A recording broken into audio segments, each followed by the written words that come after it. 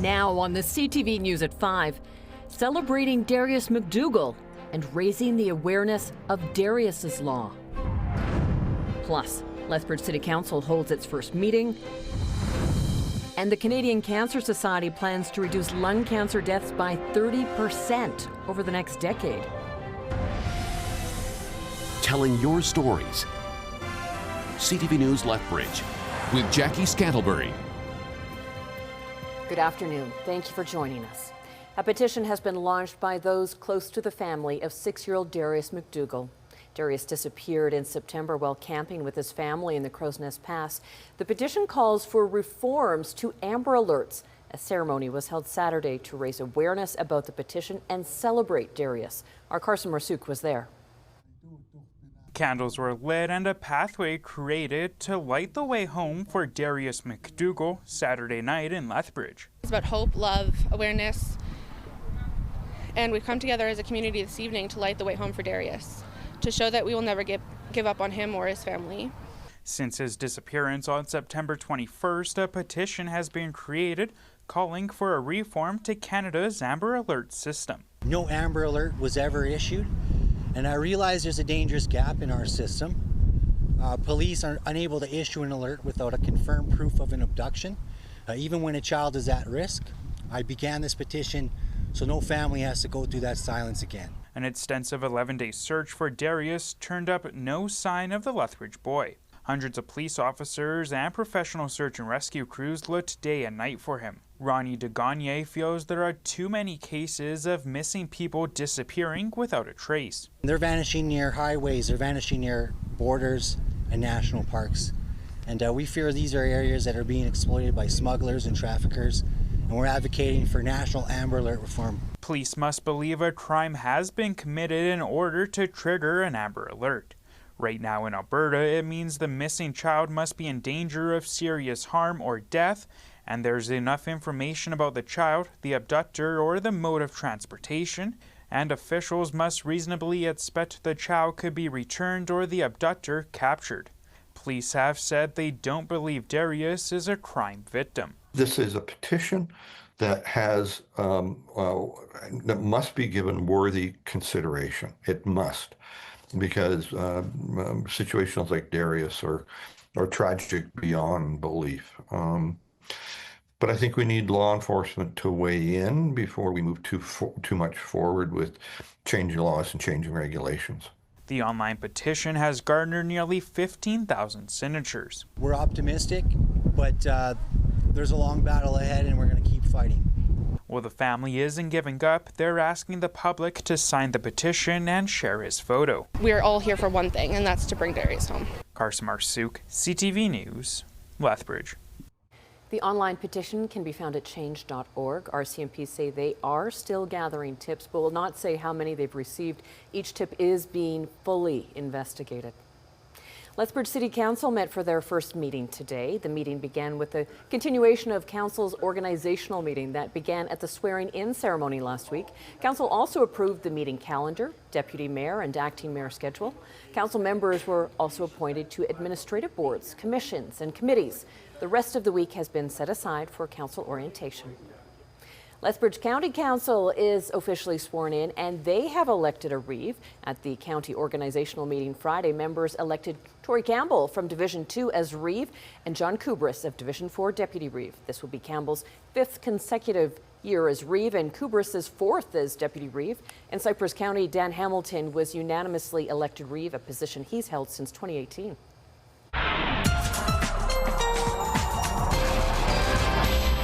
It is time to bring in Danielle Savoni so we can talk about that forecast. Danielle, what have we got happening this week? Well, it's an interesting next 24 hours for sure. So yes, it's been windy in some areas, 70 kilometers per hour, the maximum gust Pincher Creek, and in the 40s for Lethbridge and Medicine Hat.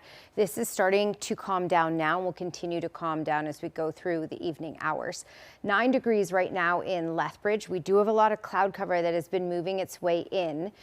10 degrees in Brooks and Medicine Hat, 6 in Pincher Creek, 8 in Milk River, and the clouds are moving in because of this stateside system. This means flurries for many communities within, well, for the evening at least. So we'll talk more about this system and what this will do coming up. Jackie. All right, thanks, Danielle.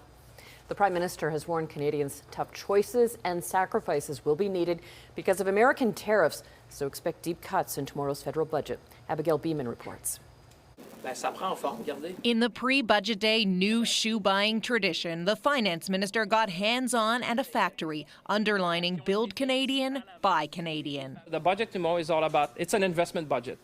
It's a generational shift. The government now only stressing investment. C'est un budget d'austérité et d'investissement. While in early September, Justin French, Mark Carney also said austerity. Late October, a reference to sacrifices. We won't transform our economy easily or in a few months.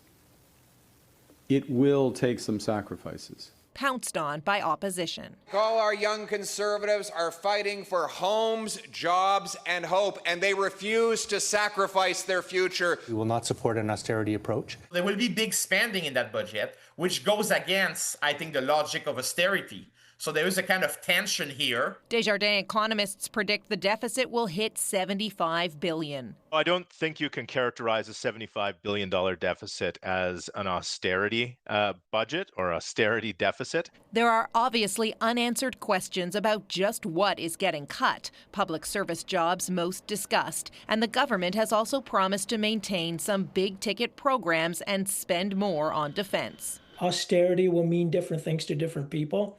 And those who are most impacted will see the austerity. You can see public servants who are going to be impacted will view this as an austerity budget. The unions will view this as an austerity budget. The Liberals are just 3 seats shy of a majority, meaning they need some help from the opposition parties in order to pass this budget in the confidence vote ahead or risk heading to an election. Abigail Beeman, CTV News, Ottawa. Post-secondary students are now walking out of class in support of Alberta teachers. These students from the Alberta University of the Arts and SAIT in Calgary protested this morning. The UCP government's decision to end the teacher strike and force them back to school has angered many Albertans, including those with a vested interest in public education. I know for me personally, I have a special needs sister, so we've been advocating for better support in the classrooms, better class sizes and all of that, and since day one, and there's still no change. Meanwhile, the province's use of the notwithstanding clause continues to face backlash. At a town hall on Saturday, chants started for the recall of MLA Rajan Sani. Recall, recall, recall, recall.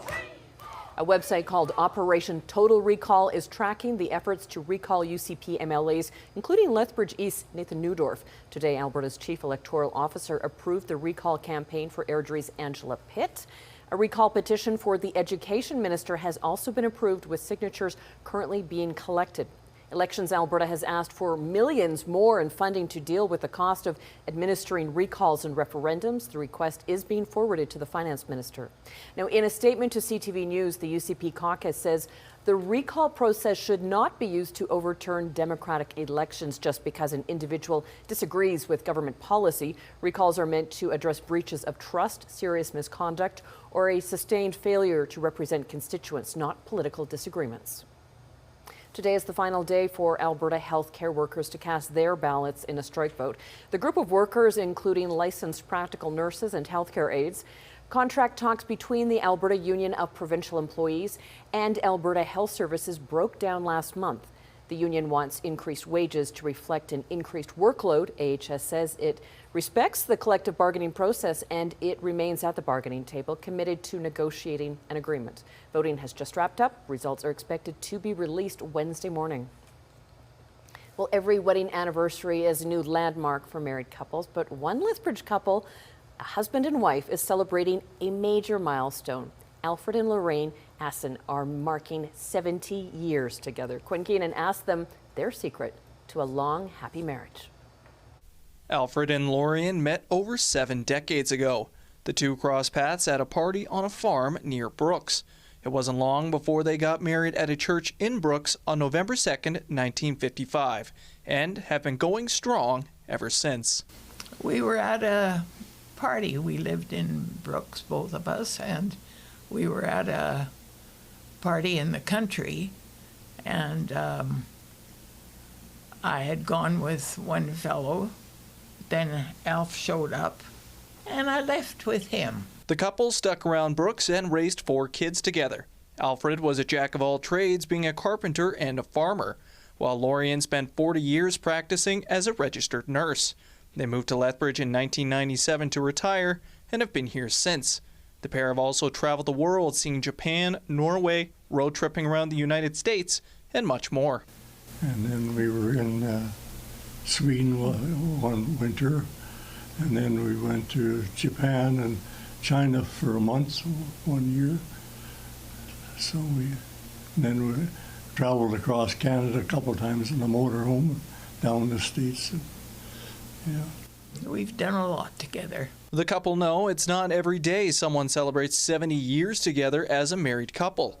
They say the secret to their long union is simply love and working together. Love and determination. Yeah, work together. Now, both in their 90s, the couple have seen their family continue to grow. They have 11 grandchildren and 19 great-grandchildren. It's been a long road, but there's no one else they'd rather go through life with. Yeah. Oh, they certainly keeps the parents busy, and we're kind of looking on, but we're enjoying those kids. And they've grown up and started to have kids. Quinn Keenan, CTV News, Lethbridge. Congratulations, Alfred and Lorraine. It's time for our first break. When we return, Danielle has the 5-day forecast, plus how the Canadian Cancer Society plans to reduce lung cancer deaths.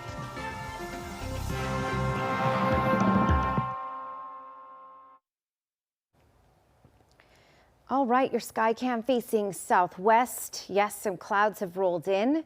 Temperatures in those single digits, and we have the potential for some flurries. Even rain mixed in with some wet snow for tonight because of the stateside system.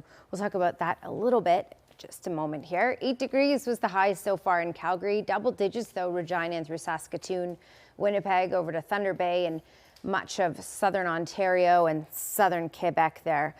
Okay, right now temperatures in those single digits overall, as you can see here, but close enough to 10 in Medicine Hat and Milk River, 8 in Lethbridge and Brooks and Drumheller, and 5 in Pincher Creek. And it certainly was a gusty day in Pincher Creek today. Our maximum gust 70 kilometers per hour. This is starting to calm down for the day though, and we're going to dip to about 40 kilometers per hour as we head through the evening, and then it will be a lot calmer for tomorrow.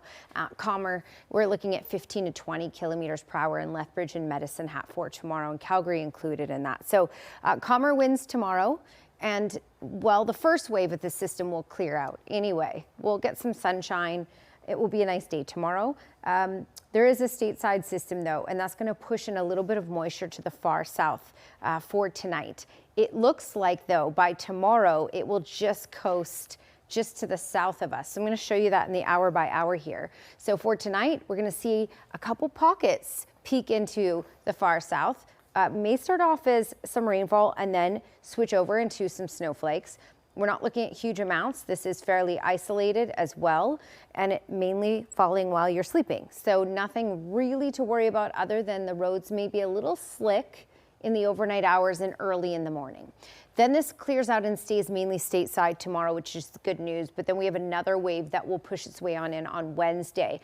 The key thing about Wednesday, and this is mainly for near Calgary, but even to the far south, this is possible. We will get some raindrops with this, in very isolated, some communities will, but also some freezing rain is possible if we get it early enough in the morning when we're below that freezing mark. So that's to kick off the day, and then as you can see in the afternoon, it starts to make its way up to central Alberta and becomes mainly a central Alberta system, and that's where it will do more work. Rain, freezing rain, and heavier amounts of snow. All right, East Kootenay tonight, -3. We have that chance of rain switching over to wet snow. And then by tomorrow morning, that is clearing out. Clouds will start to clear out, but your wind chill in the morning is -5, and in the afternoon, a high of +5. Crozes Pass, gusts 40 kilometers per hour for the evening, then quieting down by tomorrow. But to kick off the day, a wind chill of -8. Getting up to a high of 5 for tomorrow. Medicine Hat, again, that rain switching over to wet snow tonight, clearing out by about 4 a.m. -5 is the wind chill early in the morning with a high of 8. And the same thing goes for Lethbridge. Small chance of rain mixed in with some wet snow tonight. In the morning, early in the morning, -7 will be the wind chill, but a high of +7. And then 7 degrees as we get into Wednesday as well.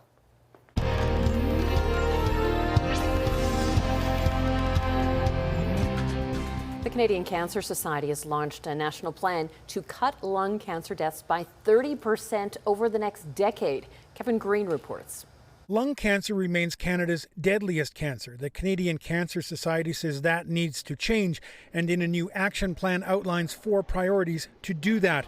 Reduce exposure to harmful inhalants, detect cancer earlier, improve access to care, and accelerate research. Canada is experiencing a lung cancer crisis, and despite advances in treatment and detection, we're still seeing lung cancer as the highest cause of cancer death. The plan also addresses stigma, the misconception that lung cancer only affects people who smoke. Radon exposure, wildfire smoke and other environmental exposures, occupational exposures.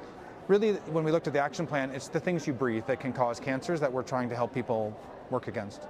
Thoracic surgeon Dr. Christian Finley says the numbers show why change is urgent. The number of people that die from lung cancer is more than that die from colon, breast, and prostate combined. The funding for breast cancer research is 6 times the amount we have for lung cancer. For Jan Pizarro, who has survived lung cancer 3 times, the focus on early detection is critical. I think we need to shift the conversation, and we need to talk about the fact that there is a cure for lung cancer if we find it early, that we have early detection, and that we need to move to make that more available. The Canadian Cancer Society says its plan aims to reduce lung cancer deaths by 30% over the next 10 years and to hold governments, clinicians, and advocates accountable to that goal. Kevin Green, CTV News, Calgary. Health Canada is recalling pistachios sold in Edmonton because of possible salmonella contamination. The roasted pistachios were for sale at Fresh Nuts between April 8th and last Wednesday. A variety of flavors are being recalled, including barbecue, salt, lemon, and saffron. Health Canada says they should be thrown out or returned to the store. Salmonella can be deadly for some people. No illnesses have been reported. Still ahead on the CTV News at 5, Blue Jay heartbreak. We have sports coming up next.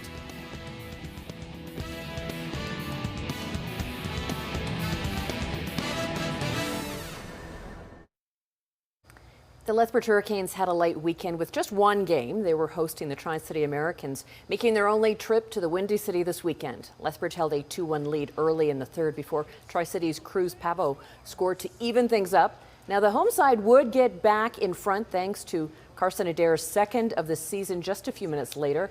Disaster struck, though, late in the third as Cohen Cleaver misplayed a puck which went off a Hurricane stick and into the net to tie the game.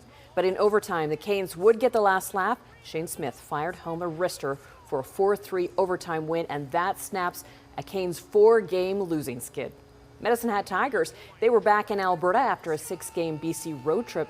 Saturday in Edmonton quickly became one to forget, though, for the Tigers. The Oil Kings scored twice in the first to take a 2-0 lead. After scoring once in the second, Edmonton would score twice early in the third, making it 5-0. Medicine Hat would get one back late, but ended up with a 6-1 loss. Sunday at home against Tri-City was looking more of the same. The Tigers trailed 3-1 early in the third, but a pair of quick goals from Marcus Ruck and Jonas Wu would send the game to overtime. But in the extra frame, Cruz Pavo would score as the Tigers come back, falls short in a 4-3 loss. Brooks Bandits have had an up and down start to their season. They had an extended stay in BC this weekend as they played the West Kelowna Warriors twice. It's turned out to be double trouble for the Bandits. Friday night, the game was tied 3-3 heading into the third, but West Kelowna scored twice then to hand Brooks a 5-3 loss. Saturday, Brooks outplayed West Kelowna for large stretches, outshooting the Warriors 34-26, but West Kelowna goalie Angelo Zoll stood on his head, stealing a 3-1 win. Brooks is now stuck in a 3-game losing skid. Cranbrook Bucks couldn't get out of their own losing streak this weekend. They were on the road playing the high-flying Trail Smoke Eaters. Trail scored 3 unanswered goals in the first and never looked back. It went down in the books as a 5-2 Bucks loss as their losing skid hits 8 games. Post-secondary courts are in full swing for their sports. Here's a look at how the Pronghorns and Kodiaks made out. U of L women's basketball team started the weekend strong with an 84-77 win over the Brandon Bobcats. The men, they could not get the same result. They lost to the Bobcats 85-77. Saturday, the women's team couldn't quite complete the sweep as they'd lose 69-65. On the flip side, the men avoided the sweep, winning big 85-72. Looking at the Kodiaks basketball team, the women's team lost 76-54 to the King's University Eagles Friday. The men's team followed that up with 72-56 win over the Eagles. Saturday was better for the women's team, beating Northwestern Polytechnic 84-55. Men's basketball would stay perfect, winning 67-51. Now the Kodiaks volleyball teams were at home this weekend. Friday, the women were swept 3-0 by the Eagles. The men picked up a 3-set win. Saturday didn't go any better for the women, being swept again, this time by Northwestern Polytechnic. The men, meanwhile, picked up another win in a sweep. Meanwhile, some lingering sadness for Blue Jays fans. It's like the highest of highs to the lowest of lows, but just got these guys to lean on. That's kind of been our thing all year. You know, when things don't go our way, we lean on each other. I feel for the guys. You know what I mean? This is a special group of guys. That being said, I am so proud of them, of the entire organization, really. You know what I mean? That's kind of where I'm at. We've set a new expectation and a new standard here. The Toronto Blue Jays may not have taken home the World Series title, but it is a season many people say they are proud of. And if you're feeling particularly blue today, mental health experts say it is actually normal for fans who've been invested in a team like this for so long. Instead of being embarrassed by those awkward family photos, a Leduc brewery wants you to embrace them. We've got that story next.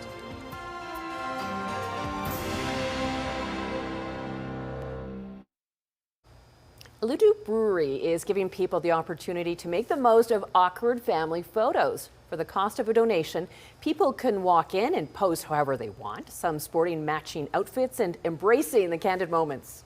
I think it's probably a new craze, is kind of pushing those boundaries, making yourself feel okay with being awkward. The response has been incredible. I don't understand. There's been a bigger reaction to this event posted online than we have had for anything. The money donated goes to the Leduc Boys and Girls Club. Thank you for sharing this time with us. Now here's the early edition of the CTV National News.